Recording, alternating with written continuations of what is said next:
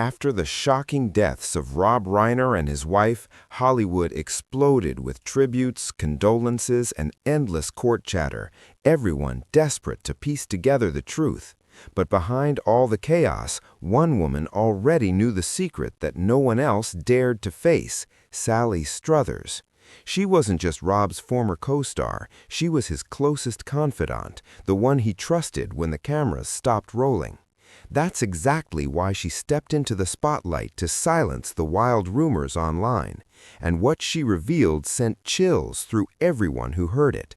Her account lined up almost perfectly with what Tom Cruise had quietly hinted at, turning whispers into a story way darker than anyone expected. I thought that this major journalist from Australia was coming to America to talk about the merits of all of the family. And I've been told to answer my front door, that he will come to my home. Yes. And I was living in an apartment at the time. And he shows up, I open the door, and there's this bad zero Mostel comb over. Like 3 hairs here and 4 with the curl. Sally never planned to speak out. No press team, no rehearsed statement, just raw emotion. When a reporter softly asked how she was holding up, she froze, then whispered, "You don't know what he was living through." Moments later, she lifted her eyes and said with trembling words, "We failed him." The entire room went silent. Right then, the story the public thought they knew shattered into pieces. Her bond with Rob went back over 50 years. They talked several times a week, sometimes deep into the night. But something changed near the end. In those final months, Rob would call her after midnight, speaking in short, anxious bursts. When she confronted him about it, he snapped, "I can't talk long." He listens.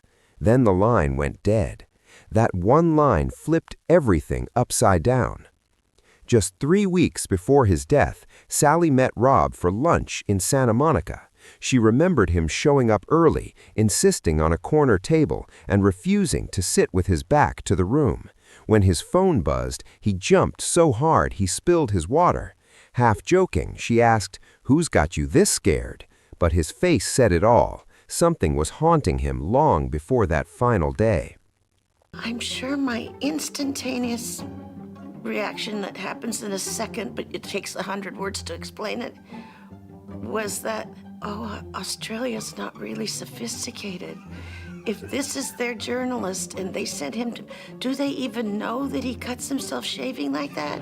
Rob leaned in close, his voice barely above a whisper. "If I say it out loud, it becomes real." Those words sent a chill straight through Sally. Moments later, he looked her dead in the eye and said, "Promise me, if something happens, you'll tell the truth." That promise haunted her ever since, and it's what finally pushed her to speak out. What Sally revealed next flipped everything upside down. She said the house began to change before Rob ever did. The Reiners' Brentwood home had once been full of life, constant dinner parties, heated political debates, friends showing up without warning, laughter spilling out of every room. But then, out of nowhere, it all stopped. Visitors weren't welcome anymore. Rob started demanding advance notice from even his oldest friends. When Sally asked what was going on, he snapped, "I need to know who's coming. I need time." Rob was part of each audition, and he was living with her and soon to marry her, and he would obviously do better with her wanting her to get the job. I mean, was I really the funniest one in the room when we were doing the improvs for all the suits? It didn't sound like a host talking. It sounded like a man bracing for something dangerous inside his own home. The place felt tense, suffocating. Sally said one afternoon she dropped by and saw every blind tightly shut, even though it was barely noon. When she reached to lift one, Rob grabbed her wrist and whispered, "Please don't." In the kitchen, Michelle spoke in hushed tones, her eyes darting toward the walls, as if they could actually hear her. Something was seriously wrong. Then came the shouting. Sally heard it from upstairs, Nick's voice, angry and desperate, demanding money and accusing his parents of cutting him off. Rob's tone was soft, pleading, "Lower your voice." But Nick fired back, "Or what, you'll call the cops on your own son?" The tension in that house was boiling over. And soon, the signs of strain were written all over Rob himself. Sally recalled seeing him at a charity meeting in the middle of August, wearing a long-sleeved shirt to hide what he couldn't explain. Something was eating him alive behind closed doors. When a colleague made a light joke about the blazing heat, Rob forced a stiff smile and muttered, "Doctor's orders." It sounded harmless, but it wasn't. Just days later, Sally noticed dark bruises peeking out from beneath his watchband. When she asked what happened, he blurted out, "Stairs, I'm clumsy now." His voice trembled, and his hands wouldn't stop shaking. That's when the truth started to show through the cracks. Michelle later confessed something to Sally that left her stunned. She'd started locking her bedroom door every night. "I hate that sound," Michelle whispered. "Footsteps in the hallway." What used to be a symbol of comfort and success, the grand Brentwood home with its guarded gates and tall walls, had turned into a cage. Those gates weren't keeping danger out anymore. They were trapping fear inside. Then came the shock that took everything to another level. According to Sally, Cruz had visited the Reiner home last November, supposedly to talk about a future film project. But what he walked into wasn't business, it was chaos. Raised voices echoed through the hallway. Michelle was crying. Nick was pacing like he couldn't breathe, demanding access to money that had been locked away. Cruz reportedly stepped between them, trying to calm things down. Then Nick lunged forward, shouting, "You don't get to control me anymore." The room went dead silent. Later, Cruz described what he saw to a close friend, and his words were bone-chilling. His eyes were empty, no hesitation, no shame. That same afternoon, Cruz pulled Rob aside into the backyard, far away from the tension inside. He didn't sugarcoat anything. "You're in danger here," he warned. "This isn't manageable anymore." That warning now feels like the last chance Rob ever had to escape. Cruz's voice was firm but urgent when he said, "You need distance tonight, if possible." But Rob just shook his head, his face pale and trembling. "He's sick," he whispered. "If I turn my back now, I lose him forever." His voice cracked with a kind of heartbreak only a father could understand. Then came an offer few people could ever refuse. Cruz proposed covering the cost of an elite rehab center overseas, secure, discreet, and fully supervised. "I'll handle everything," he insisted. But Rob just shook his head again. "If I force him, he'll never forgive me." Sally later said that sentence shattered her completely. Rob was still clinging to hope, believing love and forgiveness could heal what fear had already consumed. In the weeks after that tense confrontation, Cruz didn't give up. He kept in touch, sending message after message, his tone growing more desperate. One text read, "Please take this seriously." But Rob's replies got shorter and colder. "We're managing. It's calmer now." Every message sounded like a man trying to convince himself that everything was under control when it clearly wasn't. Then came the final night. Rob didn't call the police, not once. Instead, he reached out to a private security firm, asking for someone to help calm things down. According to the call logs, he downplayed the danger completely. He never mentioned fear, never said lives were at risk. He just wanted peace in his home, even when that peace was long gone. Sally's voice trembled as she remembered that choice. He was trying to protect his son from consequences, she said through tears, but that compassion cost him everything. When Tom Cruise heard the news of their deaths, he reportedly fell into stunned silence, unable to speak. Friends say he just sat there, pale and shaken, realizing that the warnings he had given had come too late. Tom Cruise would later utter one haunting sentence that still echoes among everyone involved. "I warned him, and he chose love." Those 6 words changed everything. That was the moment things could have turned around, but didn't. And as shocking as that sounds, it wasn't the end of the story. The final truth Sally Struthers revealed was the one Hollywood has spent decades pretending not to see. According to Sally, the danger surrounding Rob wasn't invisible, it was ignored. It wasn't hidden because no one saw it, she said, her voice trembling. It was hidden because too many people chose not to name it. That revelation hit like a thunderclap.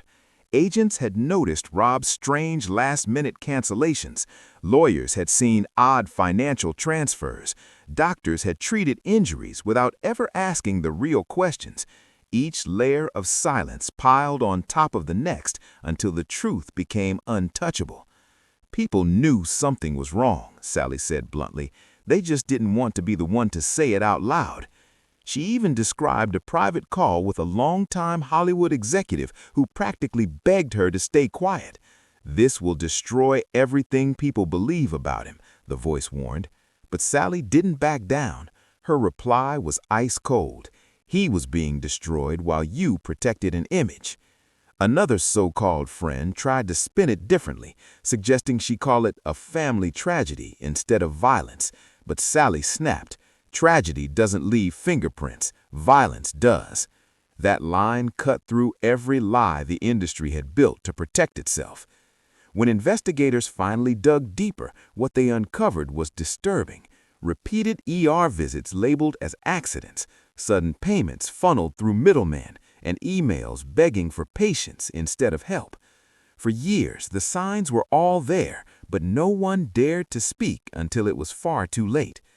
Sally revealed that one of her final conversations with Rob happened right after a tense legal meeting. "They told me to document everything," he said bitterly. Then, with tears in his eyes, he added, "I don't want a case, I want my son back." That one choice, made out of love, shut the very doors that might have saved his life. It was a heartbreak that still lingers over everyone who knew him. Michelle Rayner's role also became clearer and far more tragic. She wasn't some quiet bystander, she was completely drained. Sally shared that Michelle had once asked a therapist, "Can parents be legally protected from their own adult children?" The therapist's response was hesitant, filled with red tape and delay. Michelle reportedly sighed and said, "By the time the system moves, we'll already be gone." That line, Sally said, still haunts her to this day. What investigators pieced together later was even more disturbing. When police rebuilt the timeline, they found a chilling pattern, a repeating cycle of apology, calm, pressure, and explosion. Sally was adamant this wasn't random rage. Sally said he knew when to be calm, he knew when to wait. Evidence reportedly showed messages planned with precision. Arguments started when Rob and Michelle were completely isolated, when help couldn't reach them in time. And then came the hardest truth. Hollywood didn't want to name it. Sally said that in the industry, domestic violence wasn't a term people liked to use.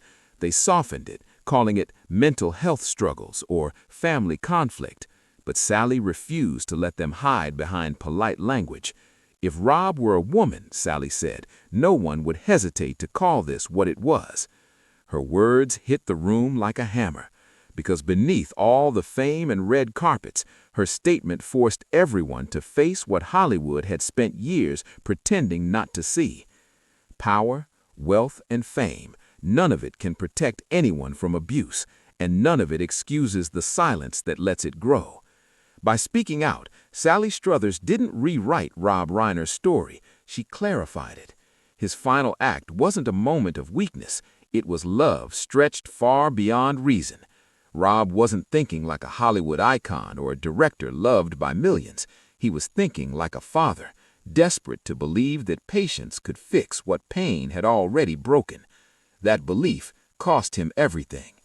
The industry might still struggle to face that truth, but Sally made sure no one could ignore it anymore. Rob Reiner didn't die as a legend or a symbol. He died as a human being, trapped in a situation the world refused to see for what it was. And that truth is one Hollywood can't bury behind red carpets and press statements. Sally's decision to break her silence came too late to save him, but not too late to wake people up. What's left now isn't a myth or a movie headline. It's a truth that forces us all to look closer at the lives we think we understand. Behind the fame, behind the perfection, there are real people, and sometimes they're fighting battles no one dares to name. As the investigation continues, one question still lingers like a whisper in the dark. How many warnings does love ignore before it becomes fatal? If this story moved you, drop your thoughts in the comments below, and don't forget to like, subscribe, share, and stay tuned for more shocking revelations and untold Hollywood truths.